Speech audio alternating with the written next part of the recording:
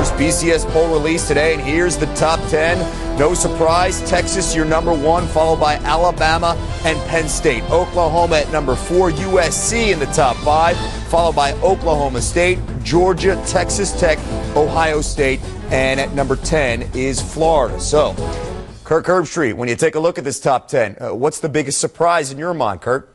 Well, I'm going to go outside of the top 10. Where is LSU? I mean, I know they got embarrassed in the swamp a couple weeks ago. They're sitting just outside of the top 10 at number 11. I was blown away this week, and, you don't want to get too excited the first week the BCS comes out, but seeing LSU at 19 based on the computer ranking, that's why they slid out of the top 10. But, Coach, seeing LSU outside of the top 10 in any BCS ranking, just we're not used to seeing that. Yeah, Herbie, I agree. What I'm going to do, though, I'm going to look at the big picture and go back to last year. I think there's really 3 surprise teams. They just so happen to be the top 3 teams in the country. But if you look at it, all had adversity last year. All have overcome adversity. And I think all are stronger because of it. To me, that signs of great coaching. I mean, you look at Texas, they lost to A&M last year, the last regular season game. Mac Brown changed his practice format, opened it up to competition in the offseason. They've kept that this year. If you look at Alabama, I mean, it's well documented. They lost to Louisiana Monroe last year, 7-6 team. I mean, we all knew Nick Saban would get it done, but not this fast. And how about Penn State and Joe Paterno? I mean, 2 months ago, everybody's saying the program's out of control, no discipline. He's lost control of the team.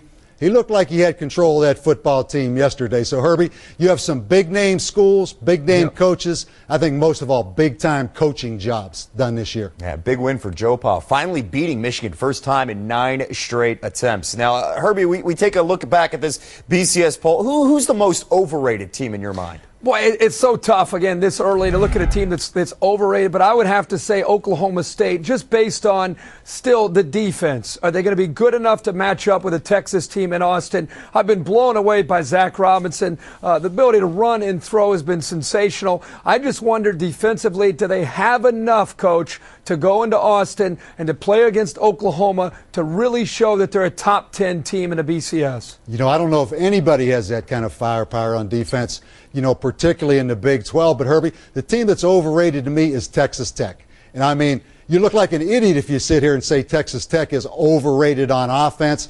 But one thing I will say, they have not been tested on offense. I mean, when Graham Harrell gets it going, they are unstoppable. But if you look at the total defenses they have played in the country, they have yet to play a great defensive football team. But I think the real problem for Texas Tech is on defense. Let's go back and look at the defenses they've played against. I mean, that is unbelievable. But, Herbie, you and I have seen Texas Tech enough over the years.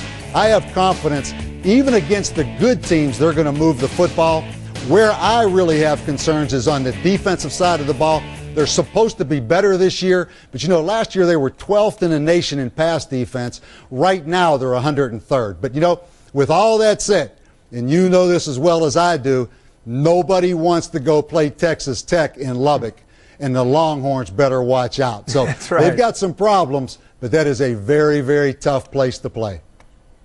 All right, Kirk, we talk about overrated. How about underrated? Which team in your mind really is the underrated team in this BCS poll? I think it's the Florida Gators. And people could say, yeah, look, Florida lost to Ole Miss at home. If they lost to Ole Miss at home, then they shouldn't be ranked very high. But I got to tell you, Ole Miss, first of all, is a pretty good football team. But I think the Florida Gators are starting to click now. We're finally starting to see the offense that a lot of people anticipated when Tim Tebow came back after the huge Heisman year. It was starting to find a place for Percy Harvin, some of the young freshman phenoms that they have on that offense. The defense has been very, very sound all year for Charlie Strong. In my opinion, Florida has enough big games remaining that's going to allow them, I think, Coach, to shoot back up and really become a factor and eventually, I think, maybe make a case for getting into the national championship. If Alabama wins out and Florida wins out and they match up in an SEC title game, the winner of that game has a very strong case to be, obviously, in the national championship. Well, Herbie, I think watching yesterday, the most underrated team, I'm back on your bandwagon. I mean, I think it's the Ohio State Buckeyes now. I watched Terrell Pryor. I mean, he is improving. I mean, the first two series of that game, you see just how dynamic he is. Beanie Wells is healthy. You know they have a chance to play great defense. But I think the biggest thing I saw for the first time maybe in a couple years, and correct me if I'm wrong, but it looked like the Buckeyes played with a chip on their shoulder. It looked like they played with an attitude of, you know what, we are not getting embarrassed again. And I think that's the biggest thing. I don't think Ohio State is going to lose the rest of the season. I think Penn State has a very difficult task going into Columbus next week.